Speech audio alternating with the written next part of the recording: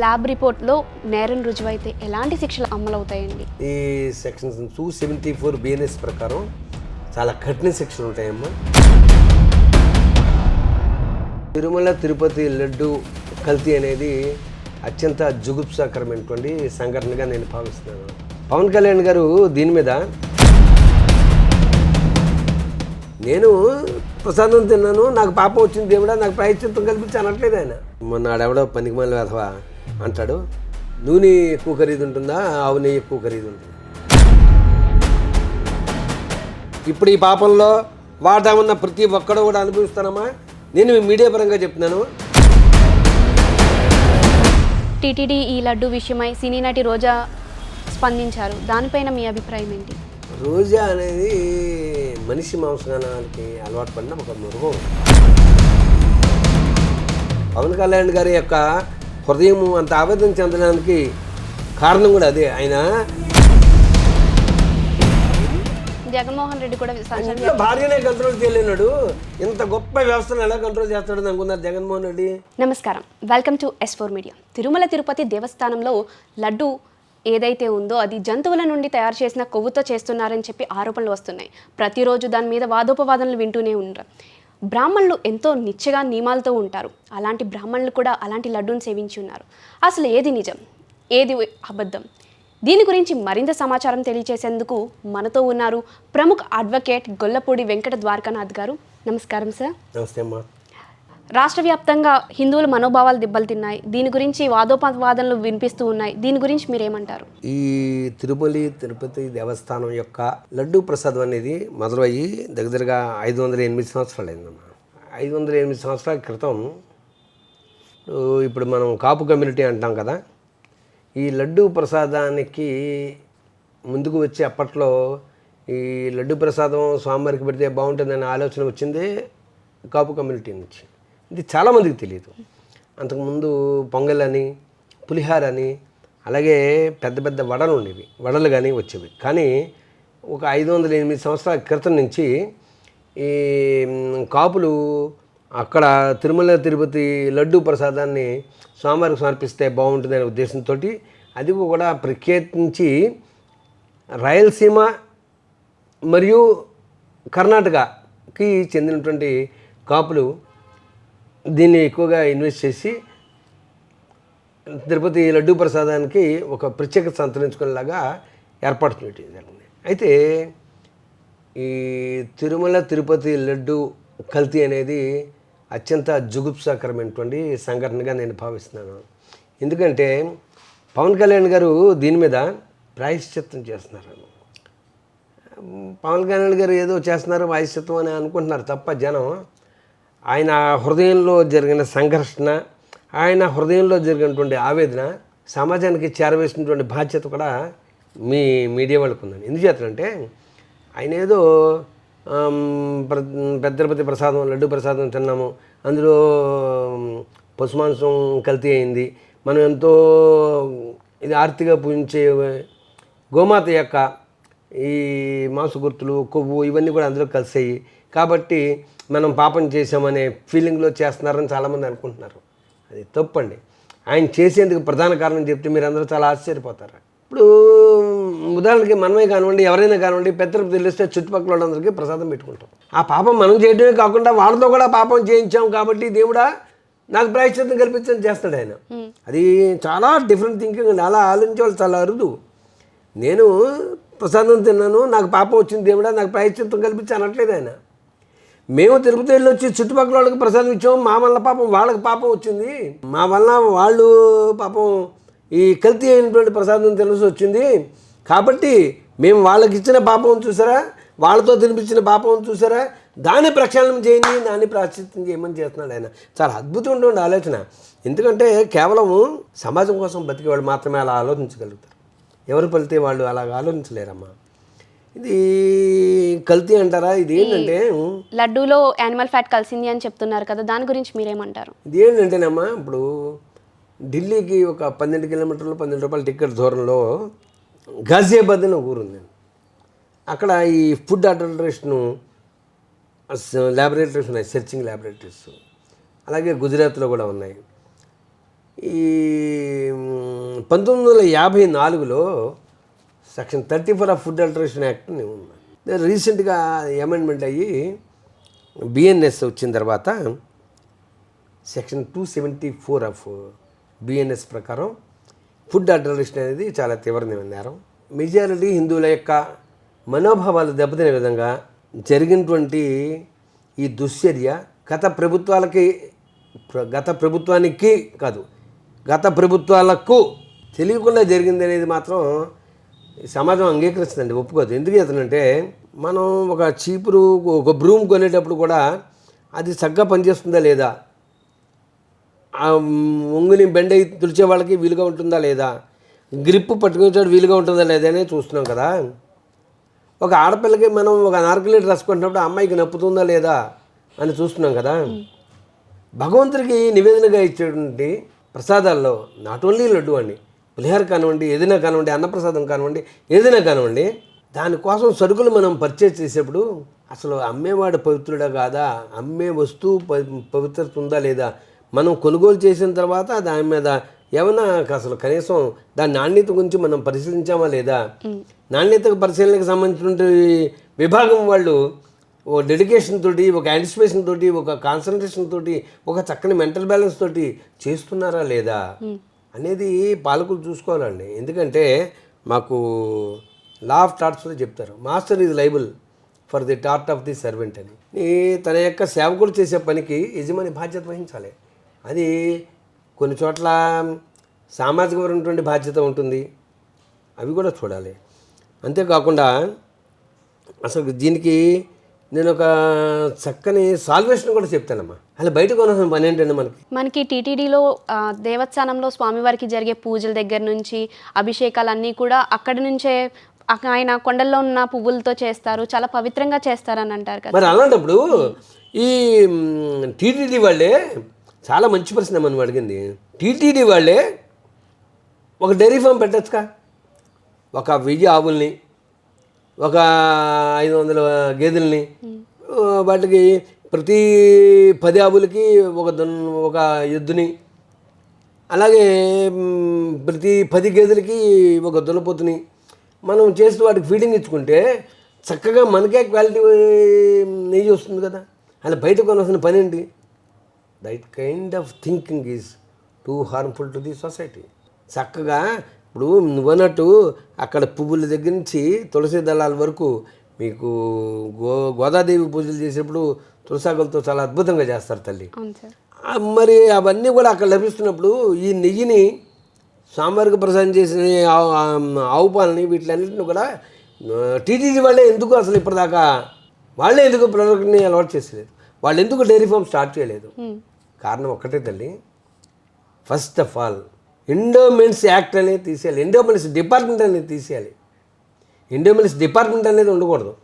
ఇవి ఇప్పుడు ఇస్లాంకు సంబంధించినవన్నీ కూడా వక్ఫ్ బోర్డు చూసుకుంటుంది.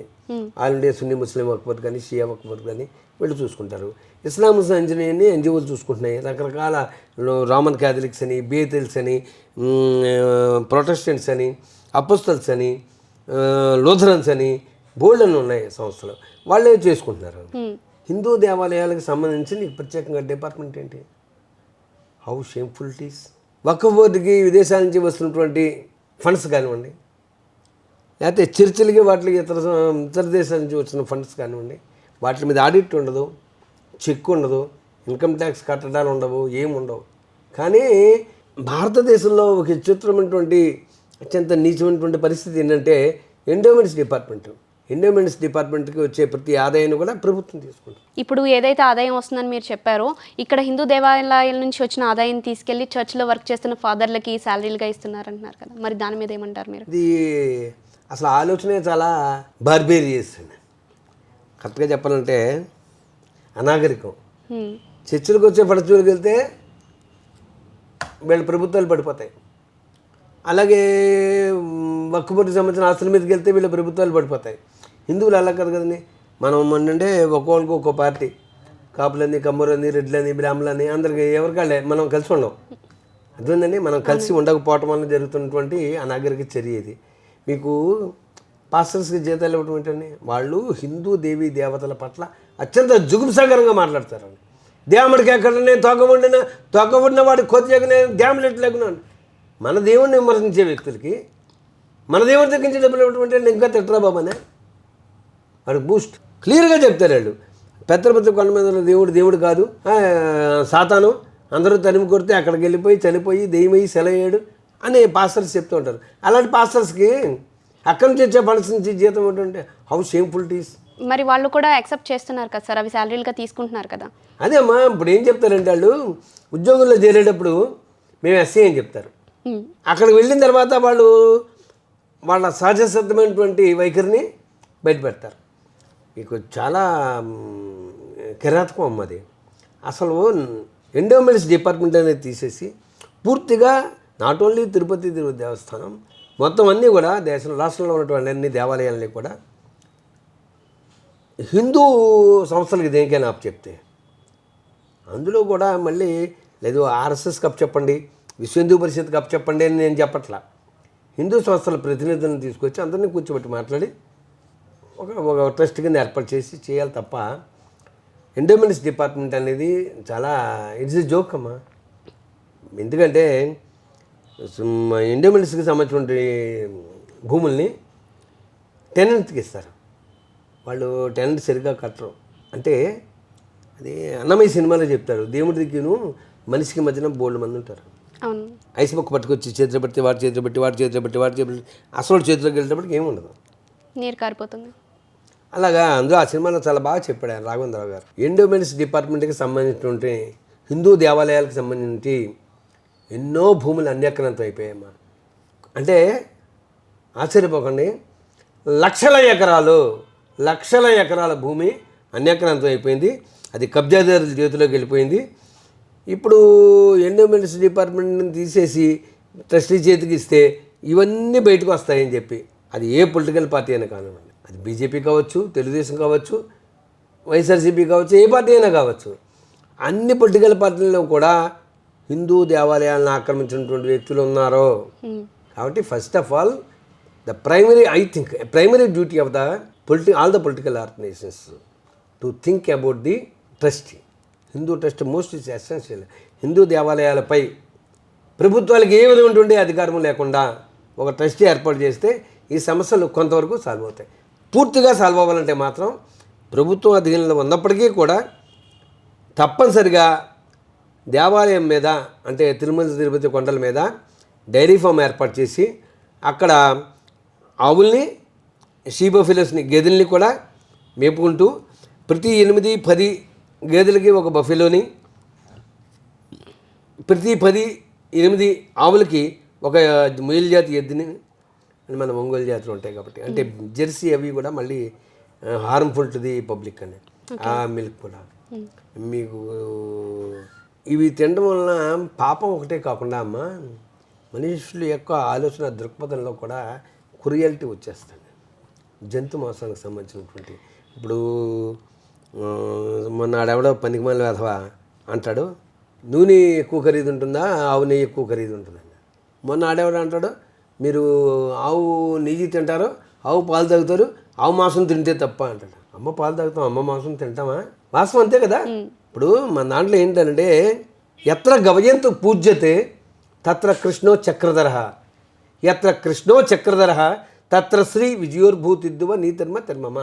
ఎక్కడైతే ఆవు పూజింపబడుతుందో అక్కడ శ్రీకృష్ణ పరమాత్మ చక్రధారి ఉంటాడు. ఎక్కడైతే శ్రీకృష్ణ పరమాత్మ చక్రధారి ఉంటాడో అక్కడ విజయం సిద్ధిస్తుంది. అదేవిధంగా వీళ్ళందరూ కూడా ఇప్పుడు ఈ పాపంలో వాటా ఉన్న ప్రతి ఒక్కడూ కూడా అనుభవిస్తానమ్మా. నేను మీడియా పరంగా చెప్తున్నాను, గవాయో మనసా దుఃఖం నా వాంఛ ధనసత్తమ నా యాతి నిరయస్థానం యావదింద్రాస్ చతుర్దశ. పద్మపురాణంలో పాతాళంలో వ్రాసి ఉంటుంది. ఎవరైనా ఈ విజువల్ చూస్తున్న వాళ్ళు కావాలంటే పద్మపురాణం తెప్పించుకొని చదవండి. తెలిసి కానీ తెలియక కానీ ఆవుకి అపకారం చేద్దాము అనే ఆలోచన మనసులో వచ్చినా కూడా 14 మంది ఇంద్రులు వచ్చే వరకు కూడా ఆ పాపం ప్రక్షాళన అవ్వదు. యావదింద్రాస్ చతుర్దశ పద్మపురాణంలో ఉంటుంది. ఆవుని పూజిస్తామే, గోమాత అంటాం మనం, ఎద్దు పెతానం. మన హిందూ ధర్మంలో స్త్రీకి ఉన్నటువంటి ప్రత్యేకత అదే. మనము లక్ష్మీనారాయణులు అంటాము, పార్వతీ పరమేశ్వరులు అంటాము, సీతారాములు అంటాము, రాధా అంతేగాని రాధాకృష్ణులు అంటాము. ఇప్పుడు నారాయణ లక్ష్ములు, పరమేశ్వర పార్వతులు అను. ఆఖరికి మా రిక్షా తొక్కే ఇసురపు అప్పారావు కూడా శుభలాకి ఇచ్చేటప్పుడు శ్రీమతి అండ్ శ్రీ అని రాస్తాడు తప్ప శ్రీ అండ్ శ్రీమతి అని రాయడు. అంటే ఒక స్త్రీకి మనము అత్యున్నత స్థానం ఇచ్చేటువంటి భూమి, కర్మభూమి, పుణ్యభూమి ఈ భారతదేశం. ఈ భారతదేశంలో ఆవుని ఇంత పవిత్రంగా గోమాత అని ప్రేమతో పిలుచుకున్నటువంటి దేశంలో ఆవు కొవ్వుతో తయారు చేసినటువంటి గో మాంసంతో తయారు చేసిన గో ఎముకలతో తయారు చేసినటువంటి వస్తువులతోటి దేవునికి కైంకర్యం పెట్టడం how shameful it is. Pawan Kalyan గారి యొక్క హృదయం అంత ఆవేదన చెందడానికి కారణం కూడా అదే. ఆయన ప్రాయశ్చిత్తం చేసుకోవడానికి కారణం ఏంటంటే, అయ్యో మనం వెళ్ళొచ్చి ఆడగిళ్ళకి ప్రసాదించామే, ఈ పాపం వాళ్ళతో చేయించేమంటారా బాబు అని బాధపడ్డాడు ఆయన. అతను వయసుకి చనిపోయినట్టు కావచ్చు. అతని ఆలోచన ఎంత దూరం ఆలోచించాడు ఆ అబ్బాయి చూడండి. ఈ నాయకుడు వేరు, మహానాయకుడు వేరు. అర్థమైందమ్మా? అతడు జనం నుంచి వచ్చాడు కాబట్టి వాళ్ళ అమ్మగారు వాళ్ళ నాన్నగారు వాళ్ళు పెంచిన విధానాన్ని బట్టి అతనిలో నేను ప్రాయశ్చిత్తం చేసుకోవాలి, నేను తిరుపతి వెళ్ళి వచ్చినప్పుడు వాళ్ళకి ప్రసాదం పెట్టాను, అయ్యో నేను తప్పు చేశాను అనే ఫీలింగ్ ఆ అబ్బాయిలో వచ్చింది. అదే యాటిట్యూడ్ అందరికీ ఉండాలని నేను కోరుకుంటున్నాను. ఇప్పుడు భక్తులు కూడా చాలామంది భయభ్రాంతులకు గురయ్యారండి. ఒక లడ్డు విషయంలోనే ఇలా జరిగిందంటే మహాన్న ప్రసాదంలో ఇలా జరిగింది, ఒక తిరుమల తిరుపతి దేవస్థానం అంటే ఇక్కడ జరిగిందని మొత్తం యావత్ ప్రపంచం అంతా మన వైపు చూస్తూ ఉంది ఇలా జరిగింది అని చెప్పి. తెలుగు వాళ్ళు ఎక్కడ ప్రపంచంలో ఏ మూలున్నా ఈ విషయం తెలిసి అయ్యో అని చెప్పి చాలా బాధకు గురయ్యారు, మనోభావాలు దెబ్బలు తిన్నాయి. మరి ఇప్పుడు ఈ ఒక్క దేవస్థానంలోనే ఇలా జరిగిందా, లేదంటే మిగిలిన దేవస్థానాల్లో కూడా ఇలా జరిగిందా అని చెప్పి వాళ్ళు ఎక్సలెంట్ ప్రశ్న, చాలా మంచి ప్రశ్న ఇస్తావు. జనరల్గా మనకి అక్టోబర్ నెల ఆఖరు వచ్చేటప్పటికి చాలామంది అయ్యప్ప మాల వేసుకుంటుంటారు. 40 రోజులు కన్న తల్లిని, తోడబుట్టిన చెల్లెల్ని, కట్టుకున్న భార్యని, కడుపును పుట్టిన కూతుర్ని కూడా ముట్టుకోకుండా ఎంతో నిష్ఠతో చేస్తారు. 40 days నేల మీద పడుకుంటారు. నిష్ఠగా 40 రోజులు చేసిన మనుషులు దేవాలయం దగ్గరికి వెళ్ళేటప్పటికి అక్కడ వావర స్వామి దర్గా అని ఉందండి. దర్గా అంటే మనిషిని పాతిపెట్టిన ప్రదేశం కదా, అంటే శ్మశానంతో సమానం. ఇంత పవిత్రంగా చేసి ఆ దర్గా దగ్గరికి వెళ్ళి గుళ్ళోకి వెళ్తున్నారు వాళ్ళు. ఇంత పుణ్యం చేసుకొచ్చి ఆ పాపంతో ఆ గుళ్ళోకి వెళ్తున్నారండి.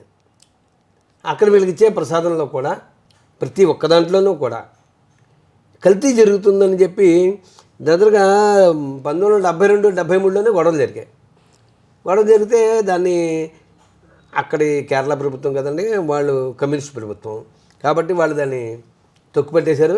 ఆ ప్రశ్నించిన వ్యక్తులు ఇవాటి వరకు ఎక్కడున్నారో కూడా తెలియదు. ప్రశ్నించిన వ్యక్తులు ఆ చుక్కి ఈ రోజు వరకు కూడా తెలియదు.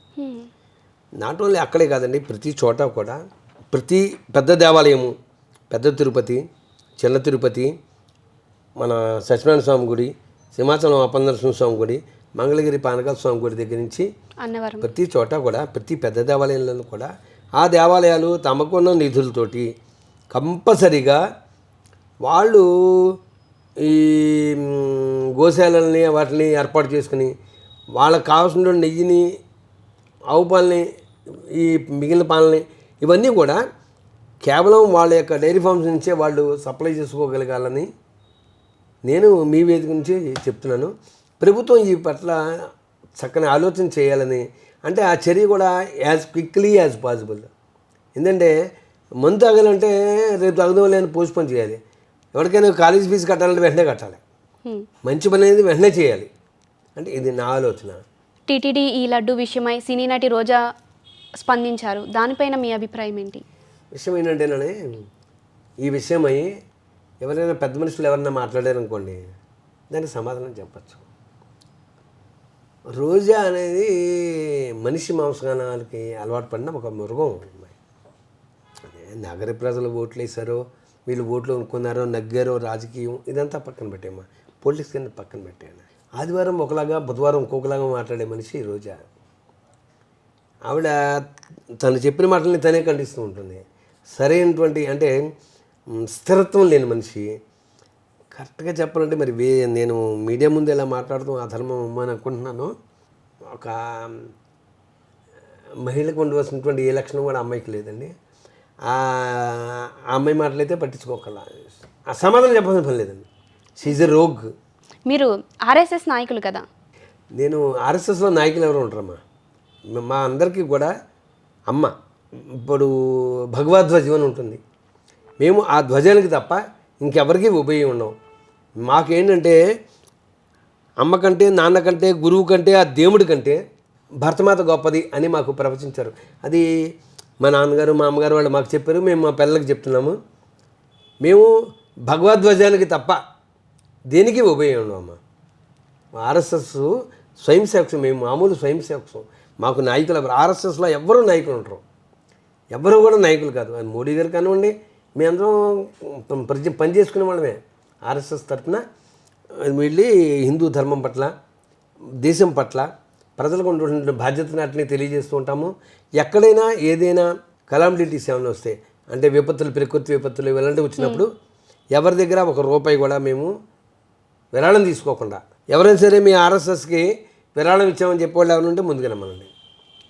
మేము ఎవరి దగ్గర కూడా మేము విరాళాలు తీసుకోము. మా సొంత డబ్బులతోటి మేము గురు పూజ నాడు 100 రూపాయలు, 150 రూపాయలు పోగేసుకుంటాం. దేశవ్యాప్తంగా అందరము. ఎక్కడైనా ప్రజలకు విపత్తు జరిగినప్పుడు, వరదలు కానీ, భూకంపాలు కానీ, ఏ విధమైనటువంటి విపత్తులు జరిగినప్పుడు మా వంతుగా మేము శారీరకంగా, మానసికంగా, ఆర్థికంగా, సామాజికంగా వాళ్ళకి ఏ విధమైనటువంటి నీడ్స్ ఉంటాయో వాటిని చేయడం కోసం మేము ముందుకు వస్తాం. అంతే తప్ప మేము ఆర్ఎస్ఎస్కి నాయకుడు అనేవారు ఉండరు. స్వయం సేవక్స్ ఎవరికి వారే నాయకులు. కానీ మేమందరం కూడా, అంటే మాకు సరసంఘ చాలక్ ఉన్నారు మోహన్జీ భగవత్ గారు. తాడేపల్లిగూడెంలో ఒక 8వ తరగతి కుర్రాడు ఆధ్వర్యంలో శాఖ జరుగుతున్నప్పుడు ఆ సరసంఘ చాలక్ గారు వచ్చి భగవాన్ ధ్వజానికి ప్రణామం చేశాక ఆ 8వ తరగతి చదువుకున్న ఆ కుర్రాడి దగ్గరికి వెళ్ళి ఆయనకి ప్రమాణం చేసి అప్పుడు వచ్చి కూర్చుంటారు. నేను సరసంఘ చాలకుని కదా, ఆ 8వ తరగతి చదువుకున్న కుర్రాడి దగ్గరికి వెళ్ళి వాడికి నేను నమస్కరించడం ఏంటి అనే ఆలోచన ఉంటుంది. అది మోడీ గారు కానివ్వండి, అమిత్ షా గారు కానివ్వండి, ద్వారకా గారు కానివ్వండి, మోహన్జీ భగవత్ గారు కానివ్వండి, ఎవరైనా సరే ఆ భగవద్ధ్వజానికి ప్రమాణం చేసిన తర్వాత మేము ఆ ముఖ్య శిక్షకు దగ్గరికి వెళ్ళి ఆయనకు కూడా ప్రణామం చేసి అప్పుడు సంఘంలో ప్రవేశిస్తాం. ఈ 2 చోట్ల ప్రణామం చేయకుండా సంఘ స్థానంలోకి మేము వెళ్ళాం. మీకు బీజేపీకి సంబంధం ఉందా? నేను సామాన్య కార్యకర్తనమ్మా. బీజేపీలో కేవలం ఓ సామాన్య కార్యకర్తని. అయితే నేను జనసేన సింపథైజర్ని.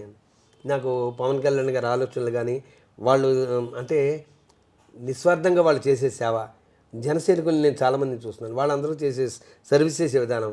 నేను జనసేన సింపథైజర్ని, బీజేపీలో ఒక సామాన్య కార్యకర్తనమ్మా. మరి ఇప్పుడు మనం మాట్లాడుకున్న విధంగా ల్యాబ్ రిపోర్ట్లలో నేరం రుజువైతే ఎలాంటి శిక్షలు అమలవుతాయండి? ఈ సెక్షన్ 274 BNS ప్రకారం చాలా కఠిన శిక్షలు ఉంటాయమ్మా.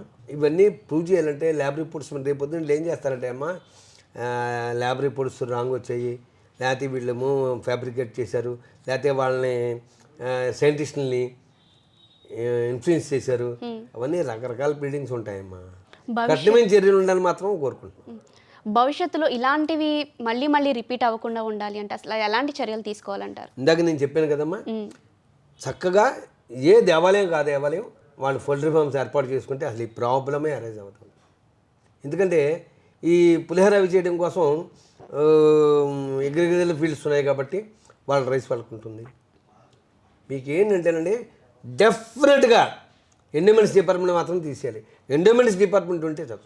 ఏమండి ఆయన నేను 40 సార్లు మాలేసుకున్నాను అంటాడు వైవి సుబ్బారెడ్డి గారు. ఎంత హాస్యాస్పదం అండి. ఆయన పక్క హిందూ, ఆయన భార్య తల్లిదండ్రులు వాళ్ళు కూడా పర్ఫెక్ట్ హిందూస్. మధ్యలో ఈ అమ్మాయికి ఏం పోయే కాలం వచ్చిందో తెలియదండి. సరే ఆ అమ్మాయి బిలీఫ్ ఏదో వెళ్ళింది. అలాంటప్పుడు ఇలాంటి రెస్పాన్సిబిలిటీస్ తీసుకోకూడదండి. జగన్మోహన్ రెడ్డి కూడా ఇంట్లో భార్యనే కంట్రోల్ చేయలేనాడు, ఇంత గొప్ప వ్యవస్థను ఎలా కంట్రోల్ చేస్తాడని అనుకున్నారు జగన్మోహన్ రెడ్డి. ఆయన 40 సార్లు దీక్ష చేసుకున్నారు, ఆయన కన్నా గొప్ప భక్తులు లేరని చెప్పేసి అంటున్నారు. సర్టిఫికేట్ ఇవ్వడానికి జగన్మోహన్ రెడ్డి ఎవరండి? అంటే ఎక్కువ సార్లు దీక్షలు వేసుకుంటే గొప్ప భక్తులు అవుతారు. అదే అన్నాను, ఆ సర్టిఫికేట్ ఇవ్వడానికి ఈయన ఎవరండి? ఈయన సర్టిఫికేట్ ఇస్తారా ఏంటండి? ఆడు మంచివాడు ఇది కాదని. I'm not opposing Jaganmohan Reddy. The thinking of Jaganmohan Reddy opposed by me. అలాంటి ఆలోచన తప్పకుండా దేశాన్ని రాష్ట్రాన్ని పరిపాలించేద్దాం కొన్ని వ్యక్తులకు ఉండకూడదు. ఈయన ఎవరైనా సర్టిఫికేట్ ఇచ్చాడానికి సుబ్బారెడ్డి మంచోడని 40 సార్లు మాలేసుకుంటే మంచోడు అయిపోయినట్టే ఏంటండి? ఒక్కసారి మాలేసుకుంటే చాలమ్మా. మనస వాచ కర్మణ త్రికరణ శుద్ధిగా ఒక్కసారి మాలేసుకుంటే సరిపోతుంది. అక్కడికి వెళ్ళి ఇందాక చెప్పాను మీకు, వాడు ఎవడో అంటాడు ఆవు కొవ్వు కలిసింది ఎద్దు కొవ్వు కలిసింది అన్నారు మీరు, ఆవు పాలు తాగుతలేదని. ఇందాక చెప్పానుగా. చెప్పారు. కానీ ఇప్పుడు అమ్మ పాలు తాగుతున్నావు, అందుకని అమ్మ మాంసం తినేస్తాం ఏంటి? కామన్ సెన్స్ ఉండాలిగా. ప్రశ్న అడిగి అదవకుండాను చుట్టూ ఉన్న సమాజాన్ని ప్రేమించుకుంటూ ముందుకెళ్ళడం తప్ప ఇలాంటి సమస్యల పట్ల ప్రభుత్వం తక్షణ చర్యలు తీసుకోకపోతే ప్రభుత్వం యొక్క ఉదాసీనత వైఖరి సమాజానికి చాలా చేటు కల్పిస్తుంది. ఉప ముఖ్యమంత్రి గారు వెంటనే చర్య తీసుకోవటం, ఈ పాశ్చాత్య నాగరికతని వాటిని ప్రశ్నిస్తూ ఆయన చాలా గొప్ప డెసిషన్ తీసుకున్నారు. ప్రాయశ్చిత్త చర్యలు కానివ్వండి, ఇవన్నీ కూడా చాలా అద్భుతంగా ఆయన రెస్పాన్స్ అయితే చాలా బాగుందండి. భవిష్యత్తులో ఎటువంటివి జరగకుండా ఉండాలంటే ప్రభుత్వం చాలా అవేర్నెస్తో చైతన్యంతో ఉండాలి. టీటీడీ లడ్డు వివాదం ఏదైతే ఉందో దానిపై పవన్ కళ్యాణ్ గారు 11 రోజుల దీక్ష అని చెప్పి చేస్తున్నారు కదా, దీనిపై మీ అభిప్రాయం ఏంటి? ఇప్పుడు పవన్ కళ్యాణ్ గారు చేస్తున్నటువంటి ప్రాయశ్చిత్తం అనేది ఆయన హృదయాంతరాల నుంచి వచ్చిందండి ఇది. ఎందుకంటే నేను ప్రసాదం తిన్నాను, నేను నా వల్ల అపచారం జరిగింది, నా పాపాన్ని ప్రక్షాళన చెయ్యి, నేను నాకు ప్రాయశ్చిత్తం చెయ్యి అని అడగట్లే ఆయన. మా ద్వారా అందరికీ పంచిపెట్టి ఇప్పుడు నిజంగాను అలాంటి ఆలోచన సాధ్యమంతా చాలామందికి రాదు. మనం పెద్ద తిరుపతి వెళ్ళొచ్చాం, ఒరే వెంకయ్య వెళ్ళరా, మేము ప్రసాదం తినరా, మేము అక్కడికి వెళ్ళొచ్చాం, ఒరే సుబ్బారావు వెళ్ళరా అని చెప్పి సామాన్యంగా పెద్ద తిరుపతి నుంచి వచ్చామంటే నలుగురికి పంచిపెట్టి అంతే కదా. ఇంట్లో ఆడవాళ్ళు కూడా ఏమంటే వదిన గారు తిరుపతి వెళ్ళొచ్చాం కదండి ప్రసాదం ఇస్తున్నామని. మేము ఇచ్చేది ప్రసాదం అని మేము అనుకున్నాం, కానీ వాళ్ళకి పాపాన్ని అడగకూడదని మేము అనుకోలే. ఆ అబ్బాయి ఆలోచన చాలా గ్రేట్ అమ్మా. పవన్ సార్ది చాలా అద్భుతమైన ఆలోచన. మేము తినడమే కాకుండా ఎదురులతో తినిపించాంరా భగవంతురా, ఆ పాపా నుంచి మాకు ప్రాయశ్చిత్తం కల్పించు. ఎంత అద్భుతం ఉండే. మరి ఆ వయసులో ఉన్న అంత చిన్న కుర్రోడికి, అందులోనూ అతనున్న ఫీల్డ్ ఏంటి, అత్యంత విలాసవంతమైన ఫీల్డ్లో ఉండి దట్ కైండ్ ఆఫ్ థింకింగ్ నిజంగా అప్రిషియేటబుల్ అమ్మా. లాస్ట్ 5 yearsగా మీరు తిరుమలకి వెళ్ళినప్పుడు మీరు గమనించారా లడ్డూలో చేంజెస్ ఏమన్నా, అది టేస్ట్ వైజ్గా కానీ క్వాలిటీ వైజ్గా కానీ మీకు మారినట్టు అనిపించినాయి అన్ని? విషయం ఏంటంటేమ్మా, నేను ఎప్పుడే 5 years బ్యాక్ వెళ్ళాను. మా మిస్సెస్ వాళ్ళు మాత్రం ప్రతి సంవత్సరం వెళ్తారు. మా పిల్లలు మా మిస్సెస్ వాళ్ళు ప్రతి సంవత్సరం వెళ్తుంటారు. అసలు పూర్వపు లడ్డుకి ప్రజెంట్ ఉన్న లడ్డుకి అసలు సంబంధమే లేదమ్మా. అసలు క్వాలిటీ అత్యంత అసహ్యంగా అన్నమాట. అలా ప్రసాదంలా అనిపించట్లేదు. అంతేకాదు అక్కడ అన్న ప్రసాదాలు కూడా నాట్ ఓన్లీ లడ్డు అమ్మ, మొత్తం ప్రతి ఒక్క విభాగంలోనూ చాలా జుగుప్సాకరంగా అసహ్యంగా, అంటే తిరుపతి యొక్క పవిత్రతే కనిపించట్లే అందులో. ఎవరికైనా లడ్డు వేసిన అన్ని నోట్లు వేసుకుంటున్నారు తప్ప వాళ్ళు పూర్వం ఉండే ఫీల్ కనిపించట్లా. వాళ్ళు ఆ లడ్డు మనం ఓపెన్ చేయగానే అది ఆరోమా అనేది మొత్తం స్ప్రెడ్ అయిపోయి ఉంటుంది. చాలా అద్భుతంగా ఉండేదమ్మా. అందులో కర్పూరం అని ఇవన్నీ వేసేవారు కదా. ఇప్పుడు ఏం లేదు, ప్రసాదం తీసుకుని నోట్లో వేసుకున్న తర్వాత ప్రసాదం తిన్నాం, భగవంతుడి ప్రసాదం తిన్నాం అనే ఒక ఫీలే లేదు. అసలు ఏ లడ్డూలో మాత్రం ఏ విధమైనటువంటి నాణ్యత లేదమ్మా. చాలా thank you sir, me valuable time అంటే చాలా వాల్యుబుల్ ఇన్ఫర్మేషన్ అనేది మా ప్రేక్షకులకి తెలియజేశారు. ఇది థ్యాంక్స్ కదమ్మా, రెస్పాన్సిబిలిటీ. ఎందుకంటే నా బాధ్యత ఇది. మీ వేదిక ద్వారా సమాజానికి విషయం తెలియజేయడం నా బాధ్యతగా భావిస్తున్నాను. చూశారు కదా, మరొక ఇంటర్వ్యూతో మళ్ళీ కలుద్దాం. అంతవరకు సెలవు.